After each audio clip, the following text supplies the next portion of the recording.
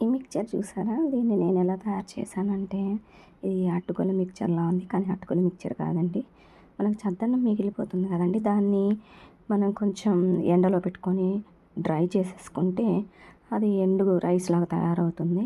వాటిని మనం ఒక డబ్బాలో స్టోర్ చేసుకొని కావాల్సినప్పుడల్లా మనం అటుకుల మిక్చర్‌కి ఎలా అయితే అటుకులు వేయించుకుంటామో, ఆ రైస్‌ని అదే విధంగా వేయించుకొని అలాగే దానిలో కొంచెం మనం కరివేపాకు కూడా వేయించి కలిపేసుకొని, మనకిష్టమైన పప్పులు జీడిపప్పు కానివ్వండి, బాదం పప్పు లేదంటే ఇట్లా వేరుశనగపప్పు, శనగపప్పు ఇలాంటివన్నీ కూడా మనం శనగపప్పు అంటే పచ్చి శనగపప్పు కాదండి, తినే శనగపప్పు మిక్స్ చేసుకోవచ్చు.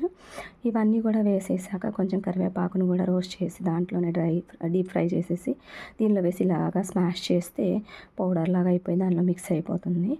తర్వాత ఒక చిన్న ఉల్లిపాయ కూడా ఒక 2 రెబ్బలు తీసుకొని అదే ఆయిల్‌లో కొంచెం ఫ్రై చేసి దీనిలో కలిపేసేయండి. ఆ కారంలో దంచి వేసుకున్నా ఓకే బావుంటుంది. సో, ఇంకా ఉప్పు మనకు సరిపడా సాల్ట్ వేసేసుకొని, కారం వేసుకొని ఇలా మిక్స్ చేసేసుకోవాలి.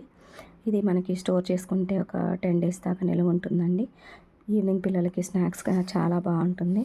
దీన్ని ట్రై చేయండి. పిల్లలకి హెల్తీగా కూడా ఉంటుంది. చద్దన్నం వేస్ట్ కాకుండా కూడా ఈ టిప్ బావుంటుంది. మీకు నచ్చితే ఫాలో అవ్వండి.